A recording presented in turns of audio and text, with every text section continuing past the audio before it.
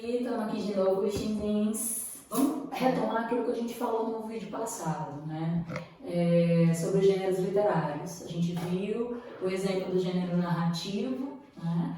Vimos o exemplo que coloquei em vídeo, humor na caneca, e agora a gente vai ver, tá? Um outro exemplo de texto para a gente poder começar a pensar nesses textos e nos respectivos gêneros literários. Vamos lá comigo? Eu acho que vocês vão gostar.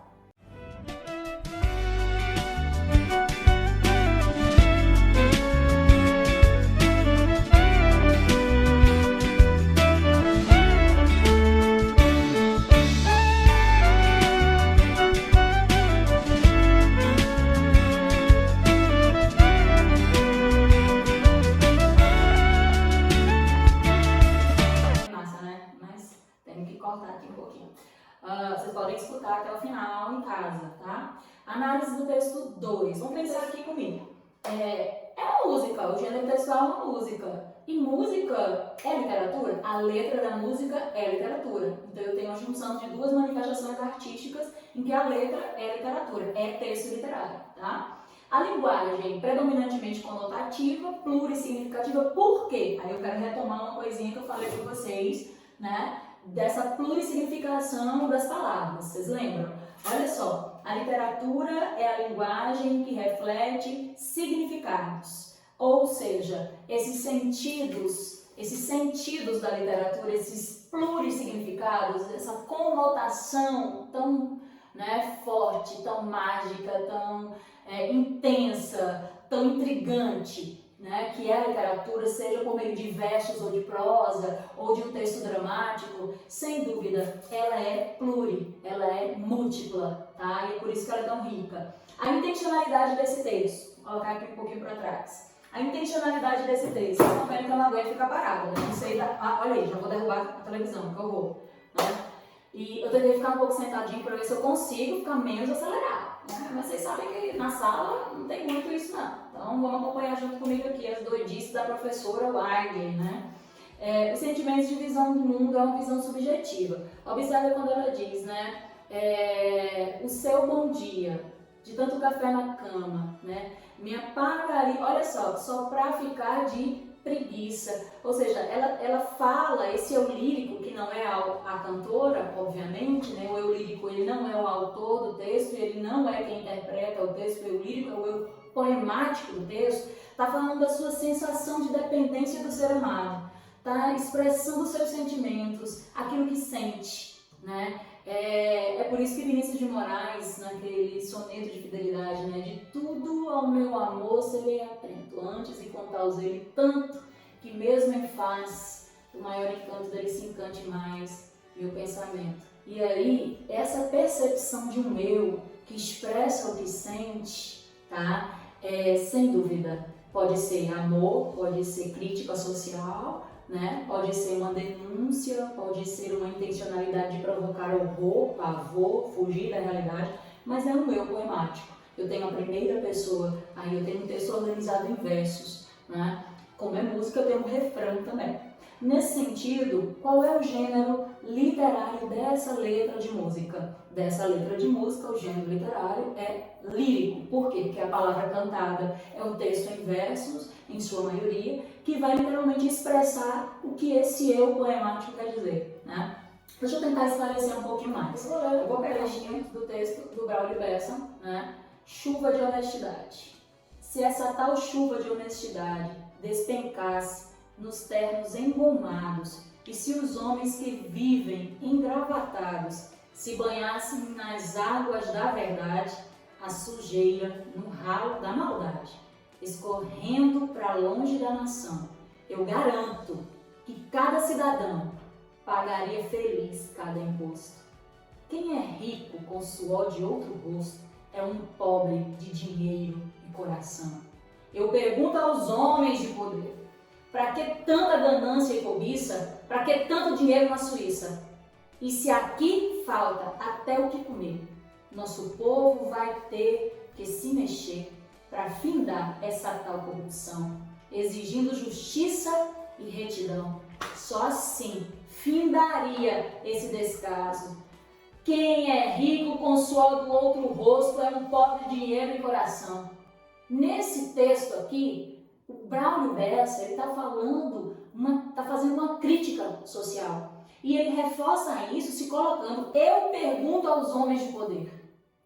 Nesse sentido, ele continua: a escola da vida me ensinou a lutar por aquilo que é meu, sem querer lhe tirar o que é seu. Cada um colhe aquilo que plantou e o suor que você já derramou escorreu no seu corpo até o chão, irrigando uma grande plantação de caráter, justiça, de bom gosto.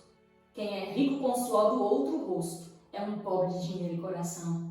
Eu só peço que exista igualdade, que o povo receba o que merece. Se o poema é quase uma prece, olha a metalinguagem, que riqueza aí, gente. Estou orando, pedindo honestamente, mais respeito e mais dignidade, mais cultura, saúde e educação. Sobrem livros, mas que nunca falte o pão. Deixe o meu sentimento aqui exposto. Quem é rico com o suor do outro rosto é um pobre de dinheiro de coração. Não é produto de marca que define o cidadão. Nunca julgue nessa vida um homem de pés no chão, pois sapato calça os pés, mas não calça o coração. Olha só, é um texto em que Braulio Bessa começa a traduzir para nós. Nós vamos enxergar o Brasil por meio dessa chuva de honestidade que ele está falando aqui no texto. É um texto em verso, olha aí a estrutura, é um texto que está em verso, dividido em estrofes, né? Ora tem rima, ora tem versos brancos. É um texto que faz uma crítica, que tem um eu poemático, colocando a visão dele sobre o rico, o pobre, o ser honesto, o ser desonesto. Portanto, eu tenho um texto lírico. Nesse sentido, vamos para mais um exemplozinho aqui, tá? No nosso PowerPoint.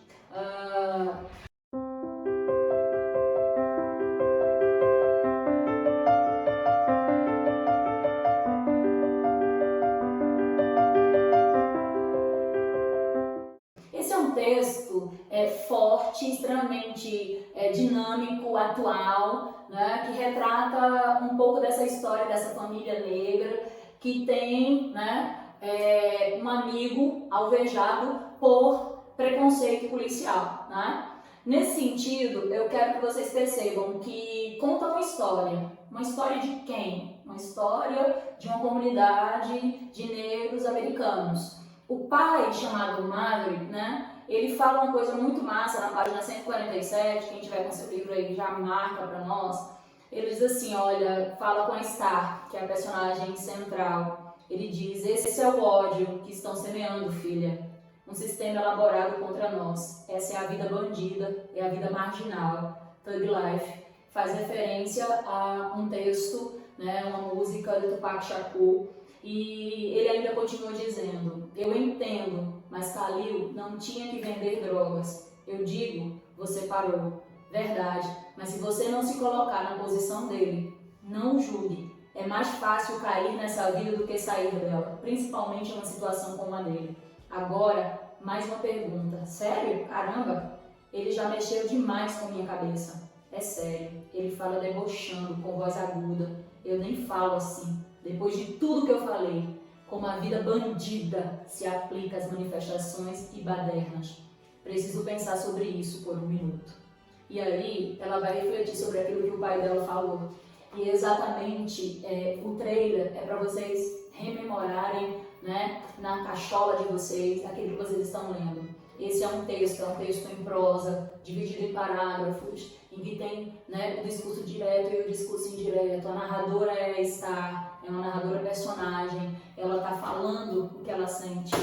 Quando a Angie Thomas, ela traz à tona, sendo ela uma mulher negra, todas as vivências dela aqui nesse texto, né, ela está contando uma história de muitos. Pode não ser uma história de uma família específica, mas é uma história de muitos. A gente vai falar disso na aula que eu vou falar do ódio que você semeia. Mas se a gente for analisar o texto 3, né? O gênero textual é um romance, o livro é um romance, tá? Lembrando a diferença de romance, que é uma narrativa longa com vários conflitos, tá? E romance no sentido de relações afetivas, é outra coisa. Existem romances policiais, existem romances de aventura, romances realísticos, romances de terror e assim por diante. Linguagem conotativa, onde é que está a conotação? É uma ficção, tá? É nisso que está. Intencionalidade, contar uma história ficcional de forma verossímil.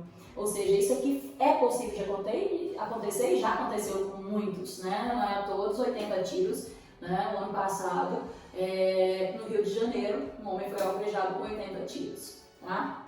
Gênero literário predominante. Livro. Aí, o gênero, ele é narrativo, ele conta uma história. Não é história grandiosa de um povo especificamente, mas é de uma identidade social, tá? E é a palavra contada, certo? Tema, racismo sistêmico. Fica a dica aí que a gente vai comentar depois. Vamos para o próximo e último texto, Troia, adaptação de Ilíada de Homero. Bora lá. What is this? An offering to Poseidon. The Greeks are praying for a safe return home. This is a gift. Nós temos aqui um trailer, né, do filme Troia, que faz referência à obra original, Ilíada e Odisseia.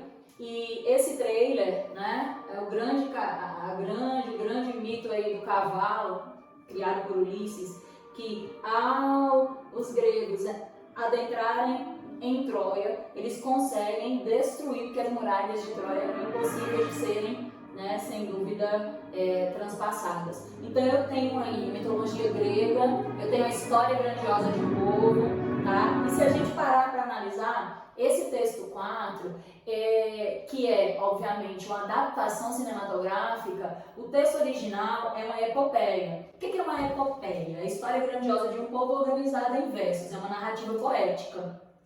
Linguagem, conotação, muito forte, significação. Intencionalidade, contar a história grandiosa de um povo com seus heróis, com suas batalhas, suas guerras, amores impossíveis, né?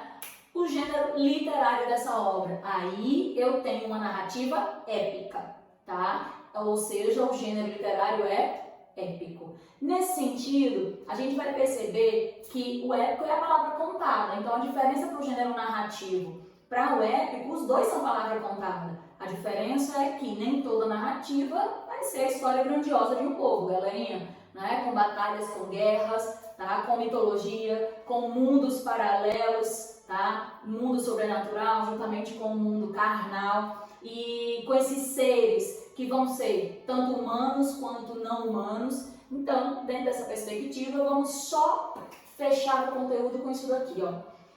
E se fosse a gente analisar, se fosse pra gente analisar o Troia produção cinematográfica, aí muda toda a história. O Troia produção cinematográfica, nós vamos ter um gênero que dramático, porque eles têm um roteiro, né, de encenação. O roteiro de encenação de Troia e a encenação para o filme, gênero literário dramático.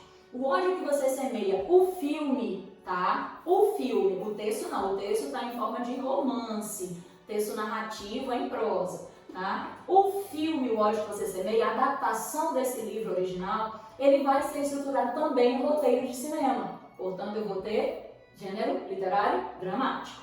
O clipe musical, eu também vou ter uma encenação, tá? E a encenação aí é dos cantores, os intérpretes da música, ouvi dizer. Nesse sentido, tá? Vai ficar aí para vocês um registro, dá para vocês maratonar, analisar isso aqui tudo, tá? Que é exatamente esse mapinha estrutural, esse organograma, em que vocês vão fichar, analisar textos que vocês estão estudando, por exemplo, com vários outros professores, tá? Em filosofia, em sociologia, vocês vão perceber se é um texto literário ou um texto não literário. Se for literário, ele vai se categorizar nesses 4 elementos que a gente já falou dos gêneros literários, ok? Épico, lírico, dramático e narrativo. Para sistematizar, tá? Não deixe de dar uma olhada no nosso material aí, mostrando para vocês o conceito de tudo aquilo que nós falamos, a intencionalidade do que nós evidenciamos que é cada um dos gêneros. E lembra, lírico, palavra cantada, primeira pessoa, texto em verso. épico, tá? É um texto mais longo, uma narrativa mais longa, com vários conflitos, estruturado em verso, quando for epopeia, contação de uma história, de um povo, de heróis e caracterizando a marcação histórica de um grupo social, seja ficcional ou realístico, né? O dramático é a palavra encenada. Quando é que eu vou ter essa palavra encenada? Divisão de falas, rúbrica, encenação, forma onde você está em um cenário. O texto teatral, ele tem toda uma estrutura de orientação da encenação. Como você tem que fazer, né, as expressões, o tom de voz, mais firme, mais forte, mais suave, mais amoroso. Então tudo isso, né, caracterizaria uma palavra encenada, segundo Aristóteles. E narrativo também é uma narrativa em prosa, tem a presença ou não de um narrador, personagens, elementos da narrativa, tempo, clímax, espaço, né? E literalmente desfecho. Ou seja, nós vamos ter toda uma construção de um enredo, tá bom? E eu vou, sem dúvida, finalizar essa aula de hoje, nada mais nada menos do que um texto que eu quero que vocês me digam qual é o gênero literário desse texto aqui. Vamos lá comigo? A voz de minha avó ecoou criança nos porões do navio. De uma infância perdida, a voz de minha avó ecoou obediência aos brancos donos de tudo. A voz de minha mãe ecoou baixinho, revolta no fundo das cozinhas alheias, debaixo das trouxas, roupagens sujas dos brancos pelo caminho empoeirado. Rumo à favela, a minha voz ainda ecoa versos perplexos, com rimas de sangue e fome. A voz de minha filha recolhe todas as nossas vozes, recolhe em si, engasgadas nas gargantas. A voz de minha filha recolhe em si a fala e o ato. Ontem, o hoje, o agora, na voz de minha filha se fará ouvir a ressonância, o eco da vida, liberdade. Isso é literatura. Qual é o gênero literário desse texto literário em estrutura de poesia?